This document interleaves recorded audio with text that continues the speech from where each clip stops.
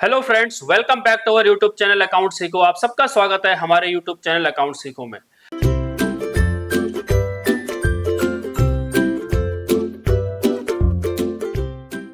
Friends, हमने बात की थी टैली की, बात करनी थी हमने उसके अंदर अकाउंटिंग का बेसिक। जो हमने बेसिक देखा, अकाउंटिंग क्या है, अकाउंटिंग का मीनिंग क्या है, अकाउंटिंग के फीचर्स क्या है, अकाउंटिंग का ऑब्जेक्टिव क्या है, अकाउंटिंग के लिमिटेशंस क्या है। इसके बाद हमने देखा कि क्या क्या बेसिक टर्मिनोलॉजी जो यूज होती है अकाउंटिंग में वो बहुत जरूरी है, क्योंकि जब आप अकाउंटिंग करेंगे तो आपको पता होना चाहिए कि असेट्स क्या है, लायबिलिटीज क्या है, करंट असेट्स क्या है, नॉन करंट असेट्स क्या है, वो सारी चीजें आपको पता होनी चाहिए। अब हम बात करेंगे आज प्रिंसिपल्स की, कि जब हम अकाउंटिंग करते हैं तो अकाउंटिंग का रूल्स रेगुलेशंस, उसका मेथड्स वो कौन बताएगा? वो कहीं ना कहीं तो लिखा होगा, उसके बेसिस पे चलेगा। तो वो जो लिखा हुआ है उसी को हम नाम दे रहे हैं प्रिंसिपल। तो जो अकाउंटिंग के प्रिंसिपल्स हैं कि how accounting will be prepared, how accounting will be done, ये सारा का सारा हमारा लिखा हुआ है कहां पर, जो भी हमारी अकाउंटिंग होगी। तो जो हमारी अकाउंटिंग होगी सारी के सारी, वो उसके लिए क्या रूल्स हैं, क्या रेगुलेशंस हैं, क्या प्रिंसिपल्स हैं, क्या कॉन्सेप्ट्स हैं, क्या कन्वेंशंस हैं, क्या अजम्पशंस हैं हमारी अकाउंटिंग में, वो सारी के सारी आज हम डिस्कस करने वाले हैं। सो स्टार्ट करते हैं आज का। सबसे पहले हम बात करते हैं अगर अकाउंटिंग प्रिंसिपल्स की, तो अकाउंटिंग प्रिंसिपल्स क्या है?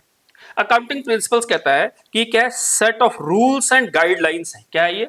Rules and guidelines. आप समझिए, कोई भी चीज अगर हम करते हैं, कोई सी भी अगर हम यानी अकाउंटिंग करें या कोई भी हम सिस्टम फॉलो करें, तो उसमें हमें क्या होता है, रूल्स के अकॉर्डिंगली काम करना होता है। ठीक।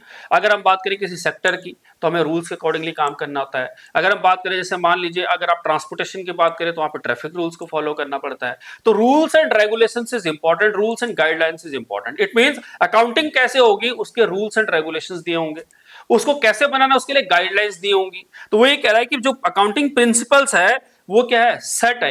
एक सेट बना रखा है उन्होंने, क्या चीज का, रूल्स का और गाइडलाइंस का। ये क्या क्या रूल्स होंगे, उसके अंदर क्या क्या गाइडलाइंस होंगे, जो क्या करेगा, गवर्न करेगा कि how financial transactions are recorded, कि जो भी हमारी फाइनेंशियल ट्रांजैक्शंस है उनको कैसे रिकॉर्ड करना है, उनको कैसे क्लासिफाई करना है, उनको कैसे समराइज करना है और उनको कैसे प्रेजेंट करना है। इट मींस हमने जो डेफिनेशन में पढ़ा था कि अकाउंटिंग का एक आर्ट है, क्या चीज की, रिकॉर्डिंग की, क्लासिफाइंग की, समराइजिंग की, एनालाइजिंग की, interpreting and communicating all the business transactions which are expressed in terms of money only. The point is कि जितनी भी हमने बात की, चाहे क्लासिफिकेशन की बात करें, चाहे प्रेजेंटेशन की बात करें, चाहे हम उसको रिकॉर्डिंग की बात करें, चाहे उसे यानी बैलेंस शीट, पीएनएल, जो भी हमने बनाने की बात की है, वो कैसे बनेगा, वो based on rules, regulations and guidelines.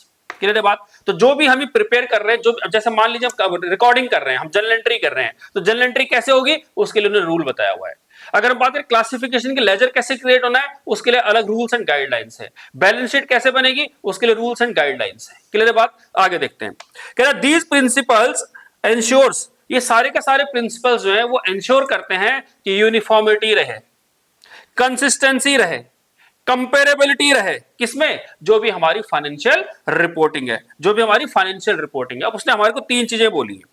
सबसे पहले यूनिफॉर्मिटी, कंसिस्टेंसी एंड कंपेरेबिलिटी। अब यूनिफॉर्मिटी का क्या मीनिंग हुआ? यूनिफॉर्मिटी का मीनिंग ये हुआ, अगर मान के चलिए कि मैं दिल्ली में हूं अगर, और दूसरा व्यक्ति अगर मान लीजिए कि यूपी में है, तो देखो जो अकाउंट्स मैं मेंटेन कर रहा हूं, यूपी वाला भी वही अकाउंट मेंटेन कर रहा है। ऐसा नहीं कि मेरे लिए कुछ और रूल है और उसके लिए कुछ और रूल है। क्लियर बात? अगर मान लीजिए मैं यहां पर बैठा हूं दिल्ली में, तो दूसरा व्यक्ति अगर मान लीजिए कि झारखंड में है, या तीसरा व्यक्ति मान लीजिए मुंबई में है, चौथा व्यक्ति अगर आपका यूपी में है, तो इसका मतलब क्या है कि all over India accounting will remain same. Accounting क्या होगी, सेम होगी। और मैं इंडिया की क्या बात कर रहा हूं, इंडिया क्या, ऑल ओवर वर्ल्ड। क्या, बस पॉलिसी का अलग अलग है कि जो उनके जिन्होंने प्रिंसिपल बनाए हैं वो बॉडी अलग अलग है, बट अगर देखा जाए अकाउंटिंग के rules and regulations it remain same all over the world. Clear है बात? तो यहां पर वो कह रहे हैं कि यूनिफॉर्मिटी होनी जरूरी है। ऐसा ना होना कि मैं अकाउंट्स कुछ और तरीके से बना रहा हूं, दूसरा व्यक्ति कुछ और तरीके से बना रहा है, कि दोनों के बीच में क्या होगा, एक सिंक नहीं हो पाएगा, दोनों के बीच में रिलेशन नहीं बन पाएगा। यहां की अकाउंटिंग कुछ और होगी, वहां की अकाउंटिंग कुछ और होगी, तो अल्टीमेटली क्या होगा, रिजल्ट सही से नहीं आएगा, वो मिसमैच दिखेगा। तो कह रहे यूनिफॉर्मिटी होनी जरूरी है। दूसरी चीज जो कहता है कंसिस्टेंसी होनी जरूरी है।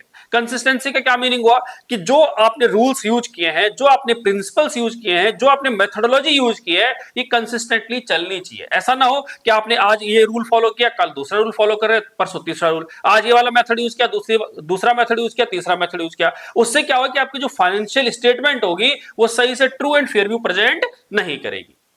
फाइनेंशियल स्टेटमेंट अगर आपकी true and fair view present नहीं करेगी, उससे क्या होगा, उससे ये होगा कि जो भी आप बैलेंस शीट बना रहे हैं, जो भी आप पीएनएल बना रहे हैं, it is good for nothing. Clear है बात? तो इंपॉर्टेंट चीज क्या है कि आपकी financial statement true and fair view दिखाए, इसलिए हमने कहा यूनिफॉर्मिटी होनी जरूरी है, हमने कहा कंसिस्टेंसी होनी जरूरी है, जो भी रूल्स एंड रेगुलेशन यूज कर रहे हो कंसिस्टेंट होने चाहिए, एंड लास्ट करेक्ट कंपेरेबल होना चाहिए। क्या होना चाहिए? जो भी आप डेटा बनाते हो कंपेरेबल होना चाहिए। कंपेरेबल का मतलब क्या हुआ? अकाउंटिंग प्रिंसिपल्स एंड जो गाइडलाइंस है उसके अंदर स्पेसिफिकली मेंशन्ड है कि आपको एटलीस्ट अपनी बैलेंस शीट में 2 साल का डेटा दिखाना है। व्हाई?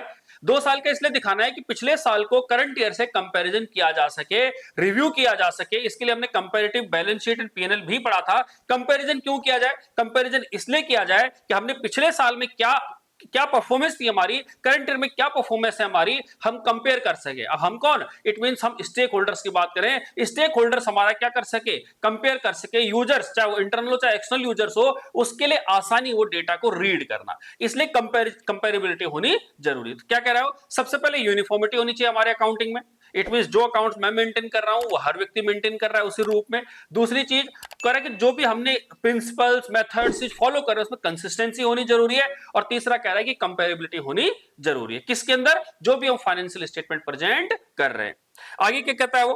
कहता है they are essential for understanding business financial health and performance. ये तो हम पहले भी बात कर चुके हैं कि अल्टीमेटली जो बैलेंस शीट पीएनएल कुछ भी बन रहा है अगर ये यूजर्स के लिए बन रहा है, और यूजर्स जरूरी नहीं कि उसे अकाउंटिंग आती हो। इट मींस यूजर इजीली समझ सके आपकी फाइनेंशियल परफॉर्मेंस, आपका फाइनेंशियल स्टेटमेंट इस तरह से प्रेजेंट होनी चाहिए कि कोई एक लेमैन भी उसे इजीली समझ सके।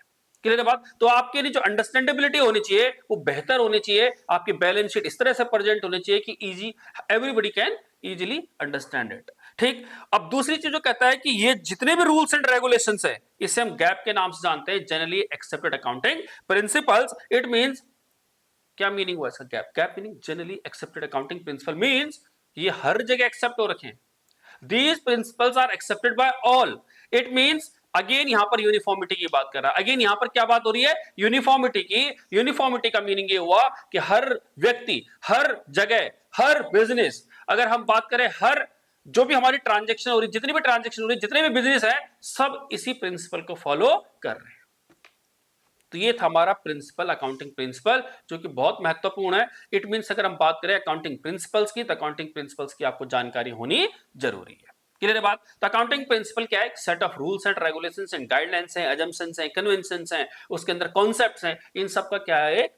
ग्रुप है। अब कुछ इंपॉर्टेंट क्या है उसके साथ जानना? उसके साथ ये जानना जरूरी है कि जो भी हम यानी बना रहे हैं, जो भी हम बैलेंस शीट बना रहे हैं, पीएनएल बना रहे हैं, जो भी हम जर्नल एंट्री कर रहे हैं, जो भी हम लेजर क्रिएट कर रहे हैं, उसके बीच में यूनिफॉर्मिटी होनी चाहिए, कंसिस्टेंसी होनी चाहिए, कंपेरेबिलिटी होनी चाहिए, और वो गैप के अंदर होना चाहिए। It means generally accepted accounting principles के अंदर होना चाहिए कि हर व्यक्ति उसे एक्सेप्ट कर सके, हर बिजनेस उसे एक्सेप्ट कर सके। आई होप आपको ये बात समझ में आई होगी। बस इतनी बात आपको लास्ट में समझना है कि अकाउंटिंग प्रिंसिपल्स क्या है। आपको मेथोडोलॉजी प्रोवाइड करते हैं, आपको मेथड्स प्रोवाइड करते हैं, आपको कह सकते हैं कि अकाउंटिंग प्रिंसिपल्स आपको एक बेस प्रोवाइड करते हैं। क्या चीज के लिए? अकाउंटिंग करने के लिए। क्लियर है बात? तो वो अकाउंटिंग कैसे होगी वो आपको बताता है कि how you will do the accounting, क्या आप अकाउंटिंग कैसे करेंगे। क्लियर है बात? अब आगे चलते हैं। तो हमने कहा अकाउंटिंग प्रिंसिपल्स में हमारी दो चीजें हैं। सबसे पहले आता है कि नेचर और कैरेक्टरिस्टिक्स ऑफ अकाउंटिंग प्रिंसिपल्स। हमने यानी अकाउंटिंग प्रिंसिपल्स जो हैं उसे दो पार्ट में डिवाइड किया है। अगर हम बात करें अकाउंटिंग कॉन्सेप्ट्स की और बात करें अकाउंटिंग कन्वेंशन की। सबसे पहले हम बात करते हैं अकाउंटिंग कॉन्सेप्ट्स क्या है या अकाउंटिंग अजम्पशन की, कि accounting concepts and accounting assumptions क्या है। ठीक। तो सबसे पहले हम बात करेंगे अकाउंटिंग कॉन्सेप्ट्स और अजम्पशन। सबसे पहले अकाउंटिंग कॉन्सेप्ट और अजम्पशन ये है कि हमारा going concern concept will apply in accounting. अब गोइंग कंसर्न कॉन्सेप्ट है क्या, प्लीज समझना।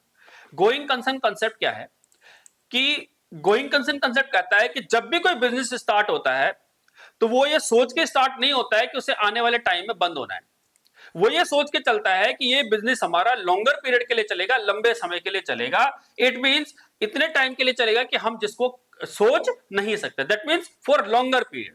आज स्टार्ट किया है तो कई पीढ़ी तक इसका यूज किया जाएगा, कई पीढ़ी तक ये बिजनेस चलेगा।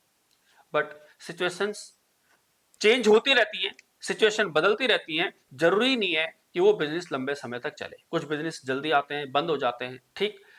तो पॉइंट क्या है यहां पे? गोइंग कंसर्न कॉन्सेप्ट एक अजम्पशन है।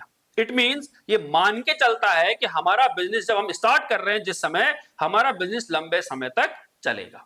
क्लियर है बात। इट मींस हम एग्जांपल की बात करेंगे गोइंग कंसर्न कंसेप्ट का, तो पहला एग्जांपल है हमारा कि हमने असेट्स खरीदी, हमने कोई मशीन खरीदी, मान लीजिए 1 करोड़ रुपए की मशीन खरीदी। अब उसकी लाइफ कितनी होगी, मान लेते हैं उसकी लाइफ है 5 साल, 5 साल तक वो चलेगी, ऐसा जरूरी नहीं है। रियलिटी में ऐसा जरूरी नहीं है कि 5 साल चले, हो सकता है 5 साल की जगह 8 साल भी चल जाए, हो सकता है 2 साल में ही खराब हो जाए। बट अजम्पशन क्या है, गोइंग कंसर्न कहता है कि हम अज्यूम करके चल रहे हैं कि इसकी लाइफ 5 साल कम से कम है, 5 साल तक तो हम इसे चलाएंगे, 5 साल हम इसका यूज करेंगे। पहली चीज, it mean totally based on assumption. दूसरा वो कहता है कि इसके अंदर एक और एग्जांपल समझते हैं कि हम जब कोई असेट्स को रिकॉर्ड करते हैं बुक्स में, वो हिस्टोरिकल कॉस्ट पर रिकॉर्ड करते हैं। दैट मींस आज अगर मैंने कोई असेट्स खरीदी, मान के चलिए 1 करोड़ रुपए की, तो मेरी बुक्स में 1 करोड़ की होगी। फॉर एग्जाम्पल आज मैंने लैंड खरीदी 1 करोड़ रुपए की, आज तो 1 करोड़ रुपए की लैंड मेरी बुक्स में होगी। बट आने वाले 5 साल बाद तो उसकी वैल्यू क्या हो जाएगी, हो सकता है 2 करोड़ हो जाए, हो सकता है 1.5 करोड़ हो जाए, बट मेरी बुक्स में वो 1 करोड़ ही रहेगी। वही कहता है कि हम इसे बेच नहीं रहे, हम इसे बेच नहीं रहे। जब हम बेच नहीं रहे तो हम इसे रिलायबल वैल्यू क्यों बुक्स में कंसीडर करें। तो अगेन इट्स एन अजम्पशन कि जो हमने अपनी बुक्स में रख लिया है, हम मान के चल रहे हैं कि लंबे समय तक वो कैरी ऑन करेगी। क्लियर है बात। तो ये हमारा गोइंग कंसर्न कंसेप्ट कहता है। तो आपको गोइंग कंसर्न कंसेप्ट में क्या ध्यान रखना है, गोइंग कंसर्न कंसेप्ट कहता है कि आप जब भी कोई किसी भी चीज की लाइफ डिटरमाइन कर रहे हो, जब भी किसी चीज को बुक्स में कंसिडर कर रहे हो, तो भी मान के चल रहे हो कि ये लंबे समय तक चलेगी, ये हमारे फॉर अनफोर्सिनेबल फ्यूचर तक चलती रहेगी। क्लियर है बात। पढ़ते हैं क्या लिखा हुआ है। कह रहे this assumption states that business enterprise will continue its operations for an indefinite period, that is long time and will not be liquidated in the near future, कि आने वाले टाइम में बंद नहीं होगी, लंबे समय तक चलेगा।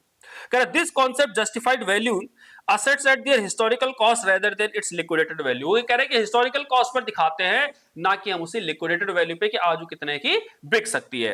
कह रहे it also differentiates between capital expenditure and revenue expenditure. हम देखेंगे वैसे कि कैपिटल एक्सपेंडिचर और रेवेन्यू एक्सपेंडिचर में भी क्या करता है, ये मदद करता है। जैसे हमने कहा कि आपने एक मशीन खरीदी, मशीन खरीदी आपने, क्या वो आपको 1 साल से ज्यादा बेनिफिट देगी, 1 साल से ज्यादा बेनिफिट देगी, तो कौन सा एक्सपेंडिचर हो गया, ये कैपेक्स हो गया, कैपिटल नेचर का खर्चा हो गया, इसलिए कैपिटल एक्सपेंडिचर के नाम से जानते हैं, जो कि हमने लास्ट सेशन में सीखा था। रेवेन्यू एक्सपेंडिचर क्या होता है, बिजनेस के डे टू डे ऑपरेशंस को चलाने के लिए किया जाता है। तो यहां पर वो कह रहे हैं कि जो कैपिटल एक्सपेंडिचर है या रेवेन्यू एक्सपेंडिचर है, उसके क्लासिफिकेशन में भी गोइंग कंसर्न कंसेप्ट हमारी मदद करता है। क्लियर बात। अगर हमें लग रहा है कि इसका फायदा हमें 1 साल के अंदर मिल जाना है, अगेन लग रहा है, इट्स अजम्पशन, हमें लग रहा है कि इसका फायदा 1 साल के अंदर मिलने वाला है, दैट मींस हम उसे रेवेन्यू मानेंगे। और जब हमें लगेगा कि इसका फायदा हमें 1 साल से ज्यादा मिलेगा, उसे हम कैपिटल एक्सपेंडिचर मानेंगे। क्लियर बात। तो यहां पर वो कह रहा है कि कैपिटल रेवेन्यू में क्लासिफिकेशन में भी गोइंग कंसर्न हमारी मदद करता है। एग्जाम्पल देखते हैं क्या लिखा हुआ है। कर factory building purchase for ₹1 crore is recorded at there cost. हमने उसे उसकी कॉस्ट पर रिकॉर्ड किया बुक्स में। Assuming it will be use for many years, क्या मान के चलेंगे कि ये लंबे समय तक चलेगी, कई सालों तक चलेगी। Not at what it would fetch it if sold immediately. वो ये कह रहा है हमने उसे उस वैल्यू पे नहीं दिखाया कि हम उसे आज अगर बेचेंगे कितने की बिकेगी, नहीं, हमने उसे उसकी हिस्टोरिकल कॉस्ट पर दिखा रखा है कि वो कितने लंबे समय तक चलेगी। क्लियर बात। तो ये था हमारा going concern concept.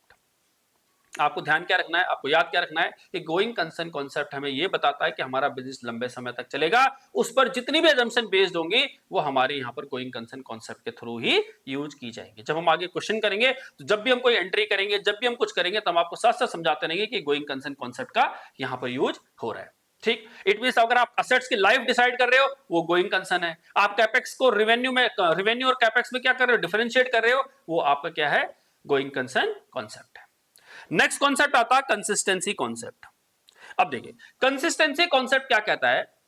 Consistency concept कहता है कि अगर कोई आप प्रिंसिपल यूज कर रहे हो, कोई मेथड यूज कर रहे हो, अगर आप कोई भी मेथोडोलॉजी यूज कर रहे हो, कोई प्रिंसिपल यूज कर रहे हो, तो वो लॉन्ग टर्म तक क्या होनी चाहिए, सेम रूप में चलनी चाहिए। कब तक चलनी चाहिए, जब तक आपकी financial statement true and fair view ना दिखाए। इट मींस जब तक आपकी financial statement true and fair view दिखा रही है, तब तक आपको कहीं भी कोई मेथड और प्रिंसिपल में चेंज करने की जरूरत नहीं है।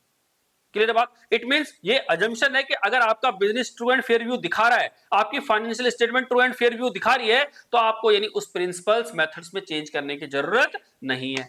बट अगर ट्रू एंड फेयर व्यू नहीं दिखा रही है, बट चेंज करने से अगर ट्रू एंड फेयर व्यू दिखा देती हैं, तो आप चेंज करना अनिवार्य हो जाएगा। क्लियर बात? तो अब देखते हैं क्या लिखा हुआ है। जैसे एग्जांपल के तौर पे समझते हैं कि हम नॉर्मली यूज करते हैं जब हम असेट्स की वैल्यूएशन करते हैं, तो हम क्या करते हैं, असेट्स की वैल्यूएशन करते हैं, हम ये चाहिए असेट्स अगर 1 लाख रुपए की है, इसकी लाइफ 5 साल है, तो हर साल इसकी वैल्यू 20-20 हजार रुपए कम होगी, 5 साल में खत्म हो जाएगी, जिसे हम कहते हैं स्ट्रेट लाइन मेथड। क्लियर है बात? कि डेप्रिसिएशन का स्ट्रेट लाइन मेथड हम यूज करते हैं कि हमने 1 लाख की असेट्स खरीदी, हर साल इसकी वैल्यू 20-20 हजार रुपए डाउन होती रहेगी। बट अगर आप सोच के देखिए, क्या जरूरी है कि हर साल 20 हजार डाउन होगी? नहीं है। एग्जैक्ट तो नहीं होगी ना, हम अजम्पशन है, अगेन क्या है, ये अजम्पशन है। बट अगर आपने एक प्रिंसिपल यूज कर लिया एक बार, तो ऐसा नहीं होगा कि आप उसे अगले साल चेंज कर दो, फिर अगले साल चेंज कर दो, नहीं। अगर आपकी balance sheet true and fair view दिखा रही है, तो आप स्ट्रेट लाइन मेथड यूज कर सकते हैं। और क्या हो सकता है, आप ये भी तो कह सकते थे ना कि कितना प्रोडक्शन हुआ, प्रोडक्शन के बेस पर हम क्या करेंगे, एलोकेशन करेंगे। मशीन ने कितना प्रोडक्शन किया है उसके बेसिस पे एलोकेशन करेंगे, या उसकी कैपेसिटी कितने घंटे की है, घंटे के हिसाब से मशीन को क्या करेंगे, एलोकेट करेंगे खर्चा उसका, या उसका जो डेप्रिसिएशन है उसकी वैल्यू कितनी डाउन हो रही है, बेस्ड ऑन आवर्स कर सकते हैं। बट अगर आपने एक मेथड अगर एक बार यूज कर लिया है, वो अगर आपकी बैलेंस शीट और फाइनेंशियल स्टेटमेंट को true and fair view present कर रहा है, तो आपको उसे चेंज करने की जरूरत नहीं है। क्या लिखा है, accounting policies and practices followed by an enterprise should be uniform and consistent from one accounting period to another. एक बार जो आपने यूज किया है वो अगले साल भी क्या होना चाहिए, लगभग सेम होना चाहिए। इट मींस जब आपने कोई मेथड्स और प्रिंसिपल यूज कर लिया है, it will be followed for a longer period until unless कि जब तक आपकी financial statement true and fair view represent ना करे। This allows for comparability of financial statement over time if changes in policy is necessary, कि अगर आपको change करना जरूरी है, it must be disclosed and effect explain, कि आपको इसको डिस्क्लोज भी करना पड़ेगा और इसको एक्सप्लेन भी करना पड़ेगा कि आखिर आप चेंज क्यों कर रहे हो, कोई प्रिंसिपल्स कोई रूल्स अगर चेंज कर रहे हो तो क्यों कर रहे हो। एग्जाम्पल कहता है कि company choose straight line method of depreciation, it should continue using its consistently unless a change is justified and disclosed. जब तक चेंज जरूरी ना हो तब तक आपको उसके चेंज नहीं करना, और जब चेंज करोगे तो आपको सिर्फ फाइनेंशियल स्टेटमेंट इसका इंपैक्ट दिखा के डिस्क्लोज करना जरूरी है। ठीक, तो एक पढ़ा हमने गोइंग कंसर्न, दूसरा पढ़ा हमने इसके अंदर कंसिस्टेंसी कॉन्सेप्ट, तीसरा कॉन्सेप्ट देखते हैं, कहता है एक्रूअल कॉन्सेप्ट। एक्रूअल कॉन्सेप्ट जो हमने रेवेन्यू को रिकॉग्नाइज किया था, याद होगा, तो हमने उसके अंदर कहा था कि हम एक्रूअल कॉन्सेप्ट पे चल रहे हैं। इट मींस आज हम ट्रांजैक्शन कर रहे हैं, हम उस दिन उसे रिकॉर्ड करेंगे, पैसा चाहे आज पे करें चाहे पैसा आज रिसीव करें, उससे मैटर नहीं करेगा। एक्रूअल कॉन्सेप्ट कहता है कि आपको अकाउंटिंग कर लेनी है, जिस समय जो ट्रांजैक्शन है वो जैसे अकर हो रही है आपको उसे रिकॉर्ड कर लेना है, whether the money is received or not, whether the money is paid or not. This is called accrual concept.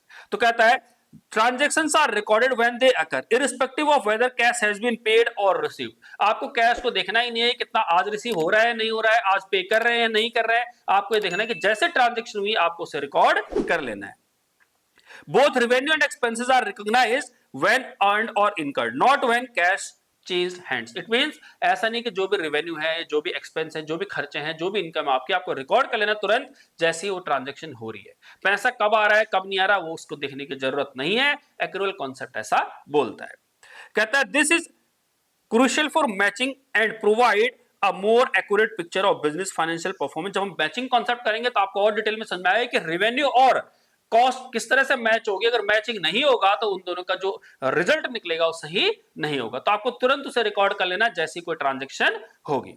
जैसे एग्जांपल के तौर पे कि आपने क्या किया, एक महीना इंप्लॉय को हो गया, अब उसको सैलरी पे करनी है, अभी तक आपने सैलरी पे नहीं की, बट आप क्या करते हैं, जैसे मान लीजिए आपने 1 जनवरी से लेके 31 जनवरी तक इंप्लॉय को अपने पास काम करवाया, अब उसको 8 तारीख को 10 तारीख को सैलरी पे कर रहे हैं, तो 1 जनवरी से लेके 31 जनवरी तक जैसे ही काम हुआ तो आपको 31 जनवरी को यह दिखा देना है कि आपका इतना खर्चा हो चुका है, इतना आपको पे करना है। पे करना है, पे कब कर रहे हैं, 10 तारीख को मान लीजिए सैलरी पे कर रहे हैं, तो आपको पे करना है, वो अलग चीज है। बट आपको आज जिस दिन आपने डिसाइड कर लिया कि आपका एक खर्चा ड्यू हो चुका है, आपकी लायबिलिटी बन चुकी है, आपको पे करना पड़ेगा, उस दिन आपको उसे रिकॉर्ड करना पड़ेगा, that is 31 January. Outstanding salary are recorded as an expense in the period they relate to. जो पे कब हो रही है, पे बाद में हो रही है, उससे कोई लेना देना नहीं है। This is your third concept. हमने पहले गोइंग कंसर्न कंसेप्ट पढ़ा जिसकी जो बताता है कि हमारी जो बिजनेस की लाइफ है वो लॉन्गर पीरियड के लिए, बिजनेस लंबे समय तक चलेगा। दूसरा हमने कंसिस्टेंसी प्रिंसिपल पढ़ा कि जो भी रूल्स रेगुलेशंस और जो मेथड्स हम यूज कर रहे हैं लॉन्ग टर्म तक चलेंगे, वो कंसिस्टेंटली फॉलो होते रहेंगे जब तक आपकी financial statement true and fair view represent ना करे। और अगर आप चेंज करते हो अगर आप पॉलिसी में अपनी, तो आपको क्या करना पड़ेगा, उसे प्रेजेंट करना पड़ेगा, उसके इंपैक्ट आपको बैलेंस शीट में, फाइनेंशियल स्टेटमेंट में दिखाना पड़ेगा। तीसरा हमने इसके अंदर पढ़ा एक्रूअल कॉन्सेप्ट कि जो भी आपकी ट्रांजेक्शन होंगे, जब ट्रांजेक्शन होगी आपको तुरंत उसे रिकॉर्ड करना है, वेदर मनी इज रिसीव्ड और not, whether money is paid और not. These are three concept. Fourth concept कहता है बिजनेस एंटिटी कॉन्सेप्ट। कह रहा बिजनेस एंटिटी कॉन्सेप्ट है क्या? कह रहा बिजनेस एंटिटी कॉन्सेप्ट का मीनिंग ये हुआ कि बिजनेस अलग है और ओनर अलग है।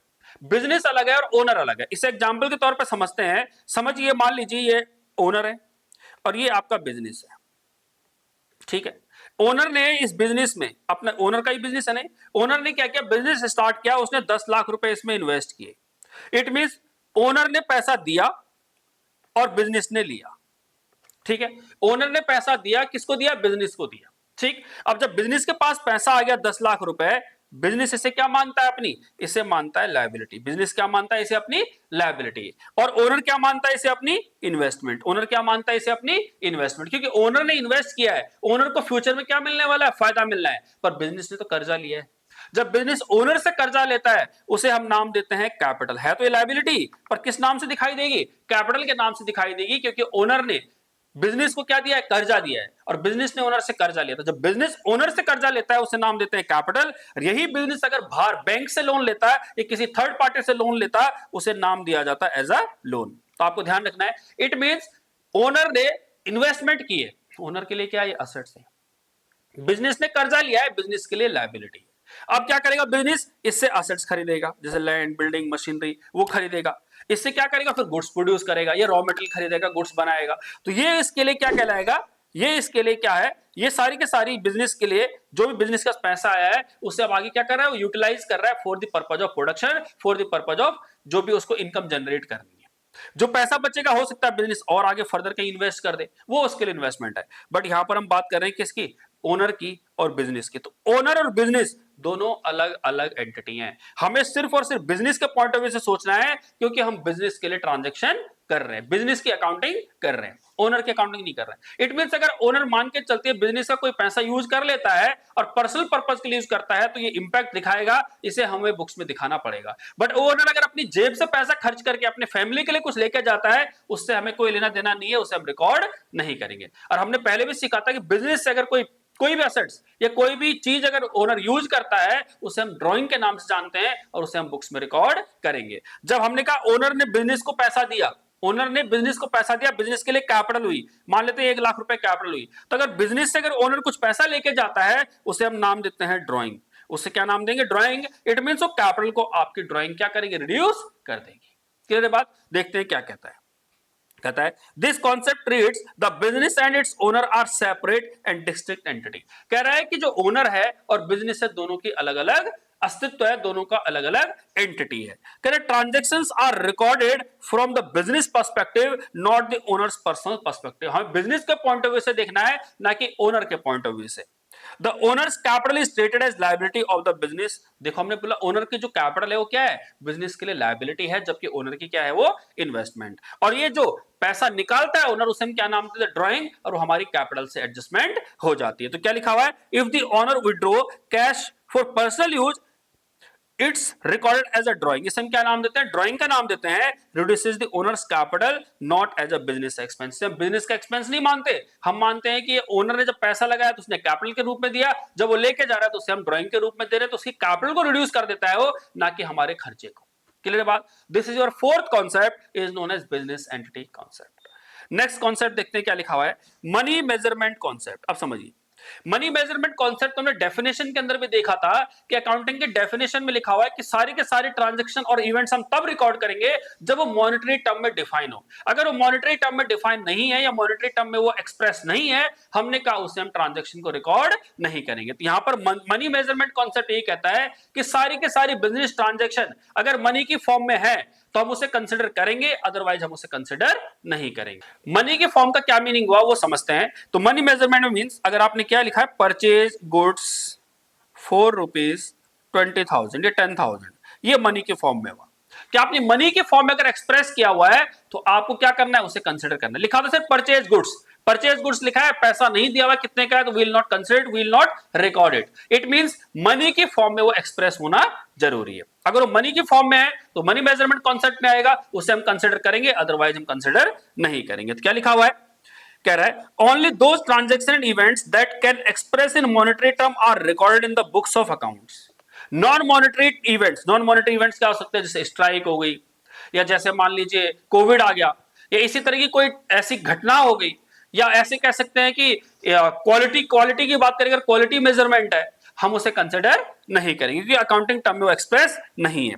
However important are not recorded, it means non monetary events होंगे उन्हें रिकॉर्ड नहीं किया जाएगा। This limits the scope of accounting. और यही आपको याद होगा कि जब हमने अकाउंटिंग की लिमिटेशन पढ़ी थी तो वहां पर भी हमने ये पढ़ा था कि क्वालिटी को अकाउंटिंग नहीं देखता, कि कितनी क्वालिटी है, कितनी क्वांटिटी है, उसके लिए कोई मैटर नहीं करता। मैटर क्या करता है, कितना पैसा खर्च हुआ है, कितना पैसा आया, कितना पैसा गया, ये मैटर करता है, बाकी चीजें सब वो इग्नोर करता है। This is the limitation of accounting. Example के तौर पे कह रहा है डिस्प्यूट विद की सप्लायर, सप्लायर के साथ आपका डिस्प्यूट हो गया, वाइल सिग्निफिकेंट, जबकि आपको पता है कि सिग्निफिकेंट है, सप्लायर आपको सामान नहीं देगा, आपका प्रोडक्शन नहीं होगा, आपका बिजनेस बंद हो सकता है, बट वो कह रहा है वॉन्ट बी रिकॉर्डेड, ये रिकॉर्ड नहीं होगा until it has a measurable financial impact। जब तक आप इसको measurable financial impact नहीं दिखाओगे तब तक कंसिडर नहीं होगा, इसे हम रिकॉर्ड नहीं करेंगे। क्लियर है बात? This is your money measurement concept.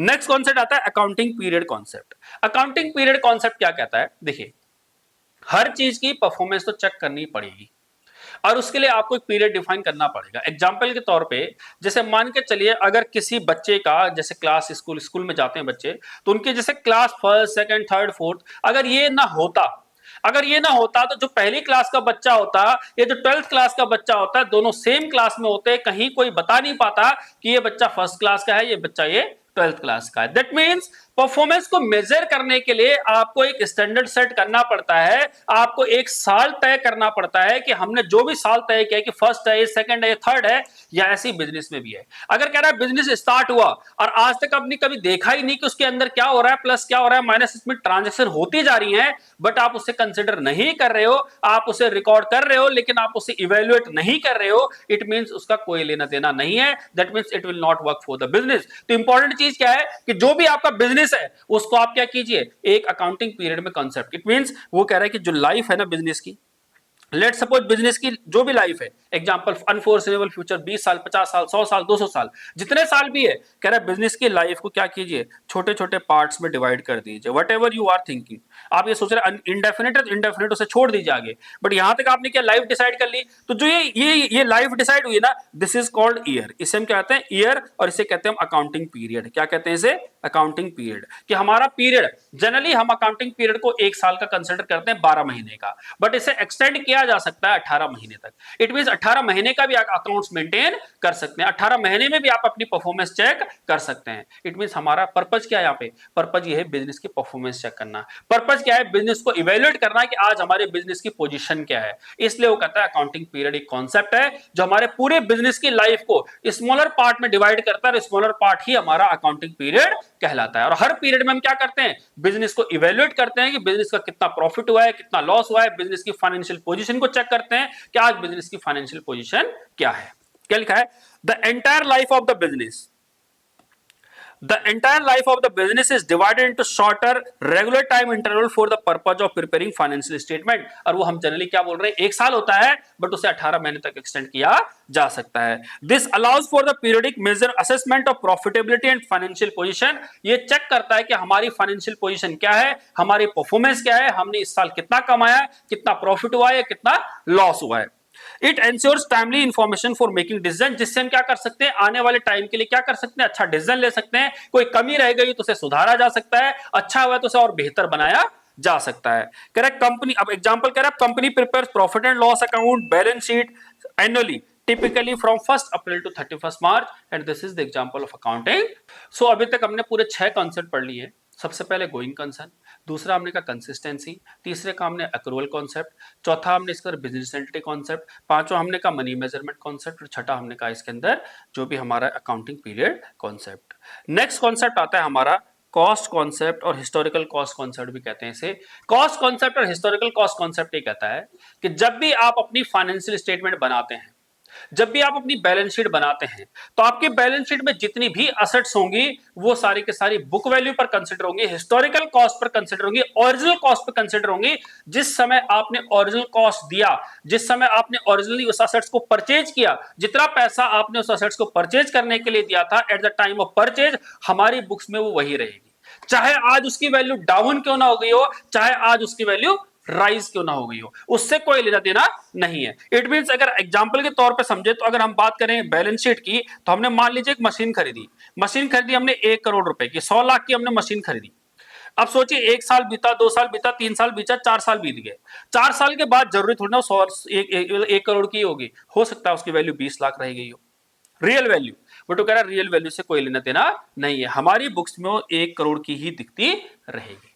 Clear है बात? वो 1 करोड़ की आपके बुक्स में दिखती रहेगी। हिस्टोरिकल कॉस्ट जितने की आपने खरीदी थी उतनी ही उसकी वैल्यू आज दिखेगी, बुक वैल्यू। ठीक, तो वही कह रहा है हिस्टोरिकल कॉस्ट कहता है all assets are recorded in the books of accounts at their acquisition cost, जितने में हमने खरीदा था उस पर उसे दिखाया जाएगा।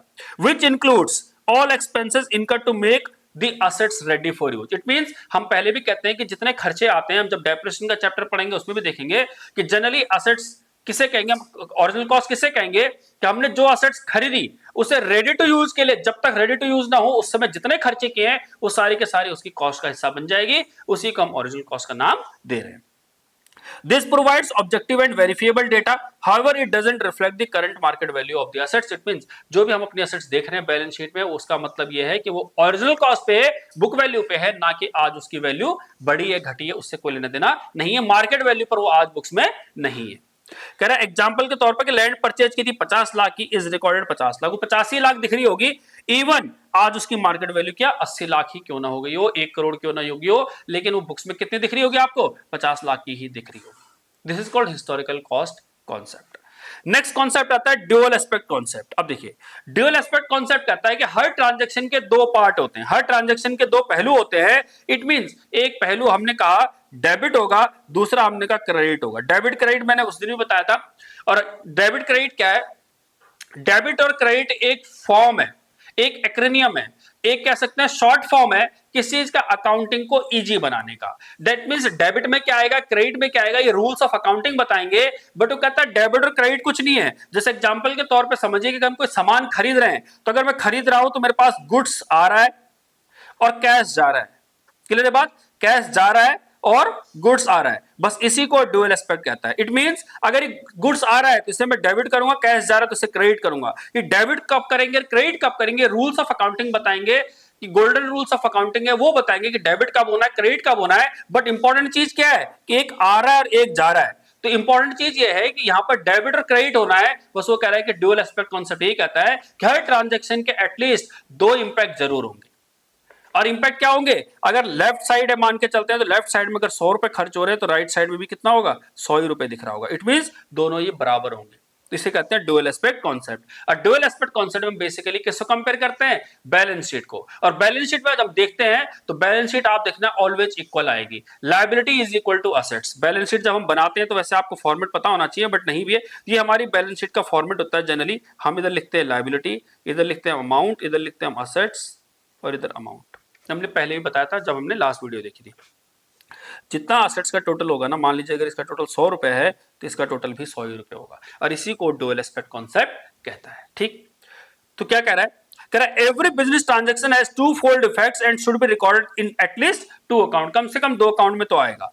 This is the basis of double entry book keeping. इसी को हम सिस्टम ऑफ बुक कीपिंग क्या था, इसी को हम क्या कहते हैं, system of double entry book keeping.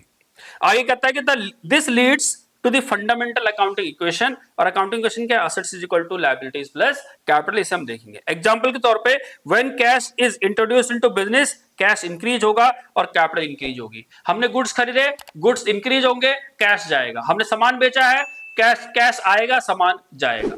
कोई हमने रेंट पे किया है तो हम ये खर्चा इस्तेमाल कर रहे हैं नहीं, हमने यूज किया तो हमने रेंट एक्सपेंस दिखा दिया है, दूसरी तरफ हमारा कैश चला जाएगा। हर ट्रांजैक्शन के 2 इंपैक्ट होंगे एटलीस्ट। क्लियर है बात? This is called dual aspect concept.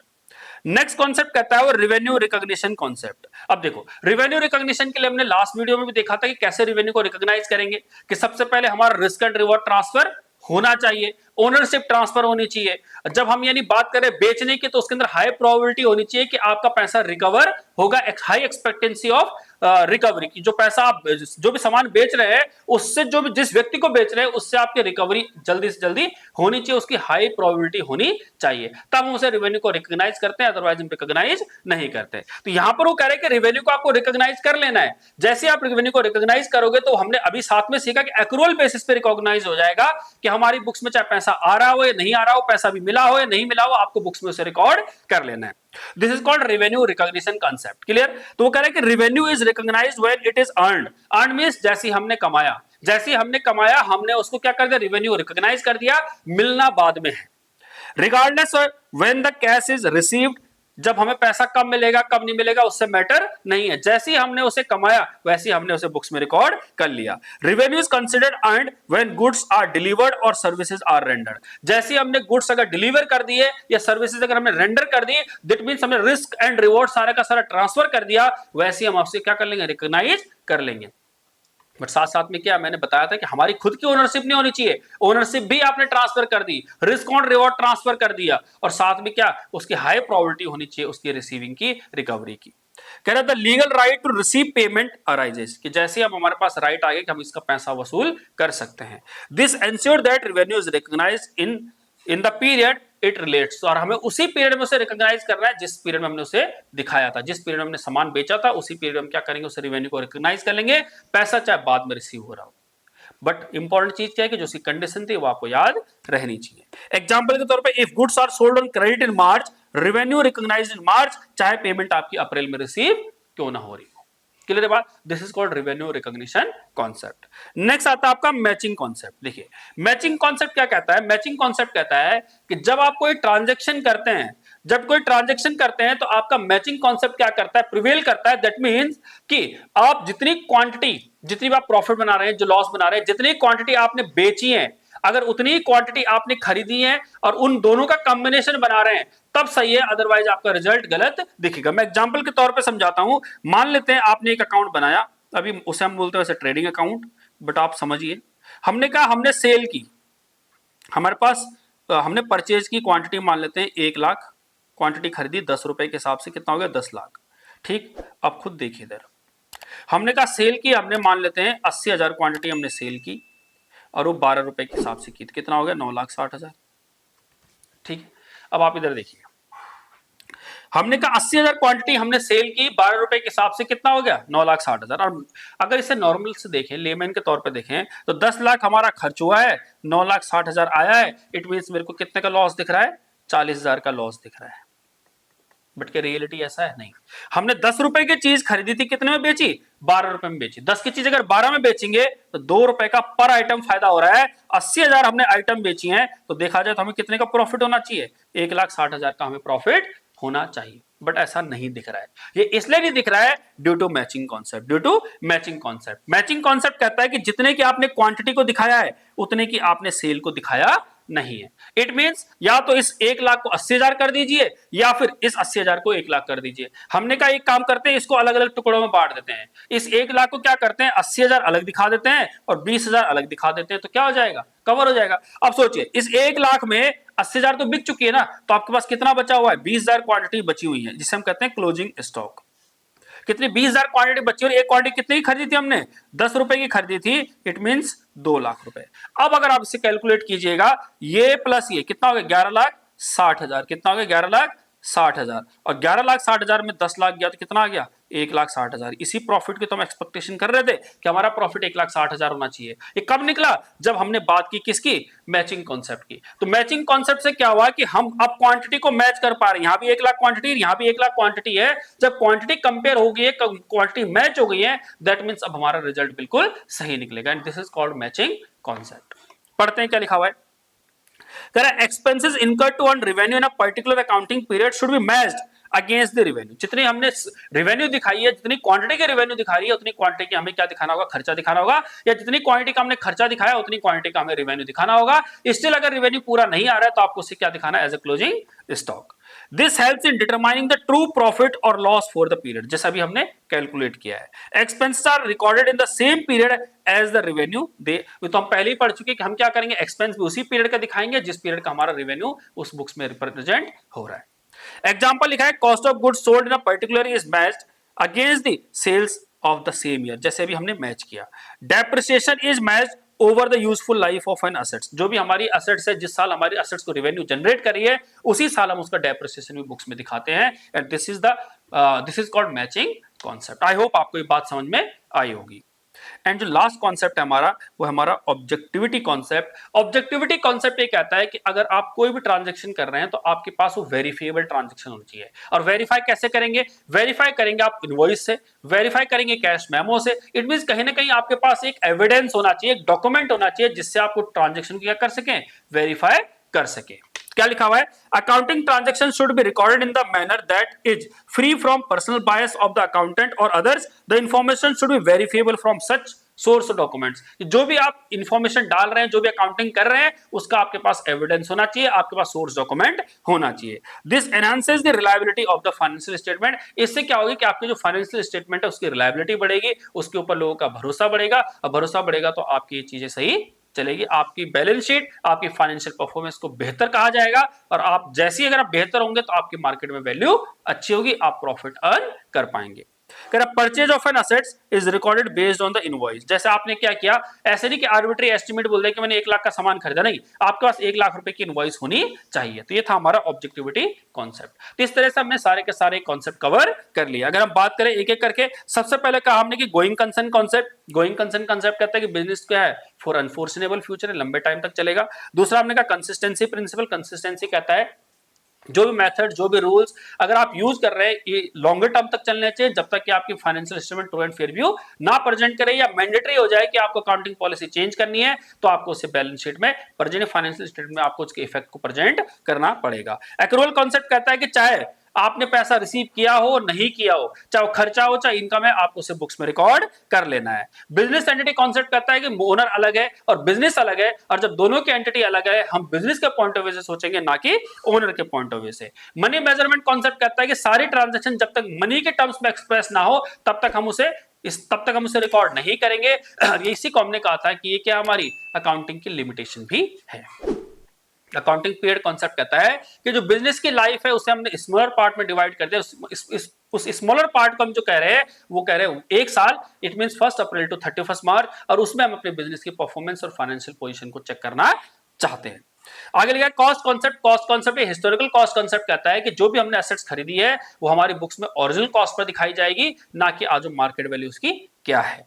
Dual aspect concept कहता है कि हर ट्रांजैक्शन के 2 इंपैक्ट होते हैं, एक डेबिट और एक credit. It means her transaction के अगर 2 इंपैक्ट होंगे, एटलीस्ट 2 इंपैक्ट होंगे, बट इंपैक्ट एक तरफ अगर लेफ्ट और राइट की बात करें तो लेफ्ट साइड में जितना इंपैक्ट होगा राइट साइड में उतना इंपैक्ट होगा। उसका बिल्कुल सही एग्जांपल है बैलेंस शीट, जहां पर हम लिखते हैं assets is equal to capital plus liability. और रेवेन्यू रिकॉग्निशन कांसेप्ट कहता है कि रेवेन्यू को रिकॉग्नाइज कर लेना है, चाहे पैसा आपको मिले या ना मिले, बट उसकी जो कंडीशंस है वो सेटिस्फाइड होनी चाहिए। मैचिंग कॉन्सेप्ट कहता है कि जब जितनी क्वांटिटी आप बेच रहे हैं उतनी क्वांटिटी की आपको कॉस्ट दिखानी है। अगर आप कॉस्ट किसी ज्यादा क्वांटिटी की दिखा दोगे, ये क्वांटिटी कम दिखा दोगे, तो उस केस में आपका प्रॉफिट जो है सही से मैच नहीं होगा। इसलिए आपको उतनी ही क्वांटिटी का, यानी क्या, परचेज दिखानी है जितनी क्वांटिटी का आप सेल दिखा रहे हैं।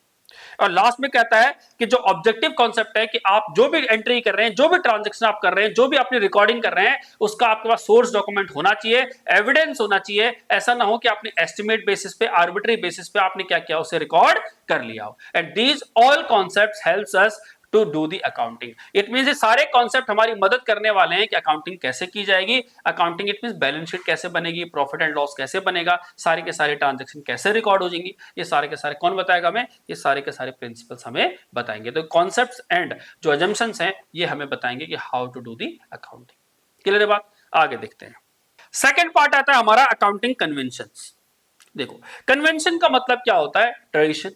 इट मीन जो हमारे लंबे टाइम तक चलती हुई आ रही है उसे हम मान के चल रहे हैं कि ऐसा होगा, अब वही हमारी कन्वेंशन बन जाती है, वही हमारा ट्रेडिशन बन जाता है। ठीक, तो सबसे पहले वो कहता है कि दीज आर द कस्टम्स और traditions that guide the preparing financial statement, accounting statement, often based on practical experience rather than strict theoretical foundation. It mean हम जैसे प्रैक्टिकली चलते हुए आ रहे हैं, चाहे वो थ्योरेटिकली हो सकता है ऊपर नीचे हो, बट इंपॉर्टेंट चीज क्या है कि जो हम चीज फॉलो करते हुए आ रहे हैं, मान के चल रहे हैं, वो बिल्कुल सही है। तो यहां पर सबसे पहले कह रहा है वो convention of full disclosure. Convention of full disclosure का क्या मीनिंग हुआ कि जो भी आपके बिजनेस में चेंजेस आ रहे हैं, जो भी आपके बिजनेस में बदलाव हो रहे हैं, वो आपको अपनी बैलेंस शीट में प्रेजेंट करना पड़ेगा। इट मींस जो आपके स्टेक होल्डर के डिसीजन को इंपैक्ट कर सकता है, जो आपके यूजर्स के डिसीजन को इंपैक्ट कर सकता है, जो यूजर्स के फायदे के लिए हो सकता है या उसको नुकसान हो सकता है, आपके इस डिसीजन से, आपके इस चेंज से, वो आपको चेंज बुक्स में दिखाना पड़ेगा। तो फुल डिस्क्लोजर का मतलब ये हुआ कि आप ऐसा ना करें कि कुछ फैक्ट्स हाइड कर दें। हाइड करने से क्या होगा, जो इन्वेस्टर्स होगा या यूजर्स होगा, जो स्टेक होल्डर्स होगा, वो आपकी कंपनी में पैसा लगा दे और पता लगे, जब उसे फैक्ट्स पता लगे तो वो एक्चुअल में क्या हो जाए, उसका पैसा डूब जाए। इसलिए अकाउंटिंग कहता है कि आपको क्या है, हर ट्रांजैक्शन को फुली डिस्क्लोज करना है, सारी के सारी ट्रांजैक्शन को डिस्क्लोज करना है, कोई भी फैक्ट छुपना नहीं चाहिए। And this is called full disclosure concept. तो कह रहा है all material and relevant facts concerned the financial performance and position of an enterprise must be fully and completely disclosed in the financial statement and their accompanying footnotes। इसके means सारे के सारे transaction आपको क्या करनी है, बुक्स में दिखानी है, सारे के सारे फैक्ट्स आपको प्रेजेंट करने हैं और आपको फुटनोट में साथ साथ दिखा देना है कि इसका इंपैक्ट क्या है, इसकी वजह से क्यों हमें यानी इसके अंदर चेंज करना पड़ा है, वो भी आपको उसके अंदर दर्शाना पड़ेगा। Users of financial statement should have all necessary information to make informed decision, जिससे कि उनके पास ऐसा लगे कि जो डिसीजन ले रहे हैं वो खुद से ले रहे हैं, अच्छे से ले रहे हैं, आपको सारी स्टेटमेंट, सारी इंफॉर्मेशन उनको प्रोवाइड करनी है। एग्जाम्पल कह रहा है डिस्क्लोजर ऑफ कंटीजेंट लायबिलिटी। जैसे आपको कोई केस चल रहा है, मान लीजिए कोर्ट में, आपने उसे डिस्क्लोज ही नहीं किया, अचानक से कोर्ट आपके अगेंस्ट आ गया, आपका सारा बिजनेस बंद हो गया, आपका हैवी लॉस हो गया, तो आपको उसे डिस्क्लोज करना है। सिग्निफिकेंट अकाउंटिंग पॉलिसी, आप क्या अकाउंटिंग पॉलिसी कैसे यूज कर रहे हैं, आपकी सिग्निफिकेंट अकाउंटिंग पॉलिसी में क्या है, क्या मेथड्स यूज कर रहे हैं, क्या रूल्स यूज कर रहे हैं, क्या क्या आपकी अकाउंटिंग किस बेसिस पे हो रही है, वो आपको सारा प्रेजेंट करना होगा। चेंज इन अकाउंटिंग मेथड्स, अगर आप कोई मेथड को बदल रहे हैं, आपने कहा स्ट्रेट लाइन मेथड से हम डब्ल्यूडीवी पे जा रहे हैं, हम क्या कर रहे हैं, यानी फीफो मेथड से हम वेटेड एवरेज पे जा रहे हैं, तो जो भी आप इन्वेंटरी वैल्यूएशन का मेथड हो, डेप्रिसिएशन का मेथड हो, ये कोई भी चेंज अगर आप चाहते हो, आप करना चाहते हो, कर सकते हैं, क्योंकि वो आपकी true and fair view present करेगा बैलेंस शीट का, बट आपको उसे अपनी क्या करना पड़ेगा, बैलेंस शीट में प्रेजेंट करना पड़ेगा, तो आपको डिस्क्लोज करना पड़ेगा। This is your first convention. Second convention आती है आपकी कन्वेंशन ऑफ मटेरियलिटी। अब प्लीज समझना, मटेरियलिटी का मतलब क्या होता है कि जो ऐसी ट्रांजैक्शन जो आपके बिजनेस डिसीजन को बदल दे, उसे हम मटेरियल कहेंगे। जो आपके बिजनेस डिसीजन में कोई इंपैक्ट नहीं करता है, उसे हम इमैटेरियल कहेंगे। इट मींस एक ऐसी ट्रांजैक्शन जो आपके बिजनेस को इंपैक्ट कर सकती है, जो आपके बिजनेस को नुकसान पहुंचा सकती है, जो आपके बिजनेस में ऐसे ऐसा इंपैक्ट ला सकती है कि आपको हैवी लॉस हो जाए या आपका बिजनेस बंद हो जाए, उस केस को कहते हैं मटेरियल ट्रांजैक्शन। तो मटेरियलिटी इंपैक्ट का मीनिंग हुआ कि ये आपके बिजनेस के लिए कितना इंपॉर्टेंट है, वो आपको क्या करना पड़ेगा, दिखाना पड़ेगा। तो मटेरियलिटी किसे कहेंगे, एग्जांपल के तौर पे मैं आपको समझाता हूं कि कोई चीज मटेरियल कैसे हो सकती है, कोई चीज इमटेरियल कैसे हो सकती है। मान लेते हैं अगर एक छोटा सा बिजनेस है, एक छोटा सा बिजनेस है, मान लीजिए 1-1.5 लाख रुपए का बिजनेस है, वहां पर आपके लिए 500 रुपए की ट्रांजेक्शन भी बहुत बड़ी होगी।